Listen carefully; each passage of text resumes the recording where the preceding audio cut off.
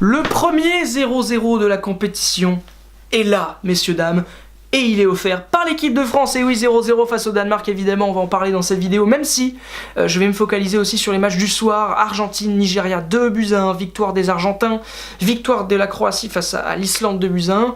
On connaît maintenant les affiches. Alors il y a eu Australie-Pérou aussi, 2-0, mais bon, on s'en fiche un peu, même si les Péruviens ont sauvé l'honneur. Et d'ailleurs, j'ai dit Australie-Pérou 2-0, normalement, c'est complètement faux, c'est les Péruviens évidemment qui ont gagné.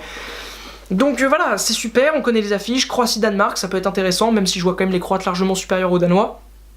Malgré tout, quand même, ils ont été impressionnants, les Croates, depuis le début de la compétition. Et évidemment, Argentine-France.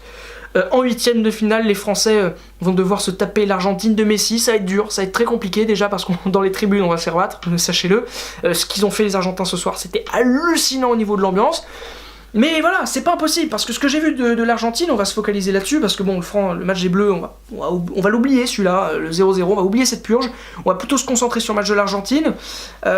Les Argentins, ok, ils ont gagné, ils ont eu un supplément d'âme ce soir, ils ont mis de l'énergie, ils ont mis de l'agressivité, ce qu'ils n'avaient pas montré lors des deux premiers matchs.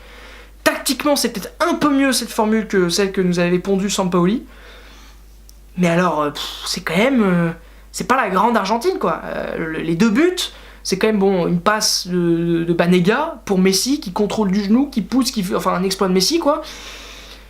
Et puis le deuxième but, c'est un centre de l'autre là, le latéral droit dont j'ai oublié le nom, mais dont Omar Da Fonseca se moque tout le temps. Je sais plus comment il s'appelle, mais bon, qui est pas le plus grand latéral droit de l'histoire de l'Argentine, c'est sûr. Et un centre pour Marcos Rojo, reprise de volée du droit. Il y a quand même beaucoup de choses qui sont passées ce soir qui tiennent voilà, je sais pas, peut-être que Dieu existe, parce que pour que Marcos Rojo mette une volée du pied droit dans les buts nigérians, faut le faire. Et puis alors ils ont fait ça, ils ont galéré face au Nigeria. Voilà, c'est triste à dire, mais le football africain en ce moment vit une situation difficile. Il risque de pas y avoir une équipe qualifiée pour la suite de la compétition. L'Égypte est déjà éliminée, la Tunisie est déjà éliminée, le Nigeria est éliminé ce soir.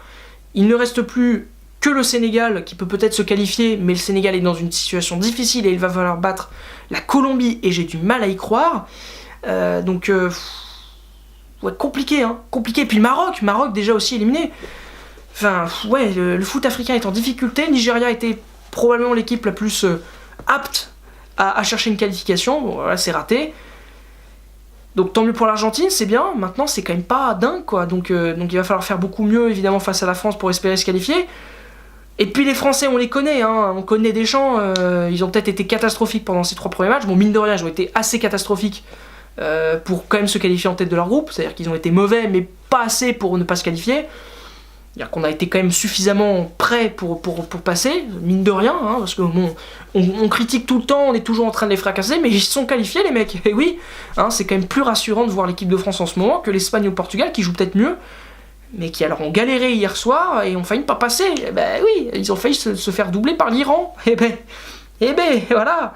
Hein, donc j'ai pas de suite à cette phrase, mais vous avez tout à fait compris. Donc l'équipe de France est qualifiée, c'est très bien. Ils seront évidemment mieux physiquement que lors du prochain match samedi. En plus de ça, vu le match qu'on a fait cet après-midi, physiquement les mecs sont prêts. C'est comme si on avait eu plus d'une semaine de préparation pour les huitièmes de finale. L'Argentine, ils ont dû faire un vrai match ce soir. Ils auront moins de temps pour se remettre en question, pour se remettre en place. Donc pour moi, l'équipe de France reste quand même favorite de cette affiche-là. En plus, l'Argentine, ils ont patiné là depuis 2 ans, c'est une catastrophe. Ça m'étonnerait qu'en même pas une semaine, ils passent d'un niveau 0 à un niveau, j'ai pas de chiffre, un niveau Nirvana, tu vois. J'en sais rien. En tout cas, bon, je remets cette casquette parce que j'ai quand même envie de montrer mon mécontentement envers l'équipe de France. Merci beaucoup d'avoir regardé cette vidéo, j'espère que vous aura plu sur la prolongue. Et à bientôt évidemment. Si vous voulez avoir une analyse un peu plus précise du match des Bleus et de cette affiche-là entre l'Argentine et la France, allez voir la vidéo coup de sifflet qui est quand même plus précise. Et je vous dis tout simplement à la prochaine sur la prolongue. Merci beaucoup d'avoir regardé cette vidéo. Si vous l'avez appréciée, vous likez, vous partagez, vous faites tout ce que vous aimez. Faire évidemment, sauf les pouces rouges s'il vous plaît.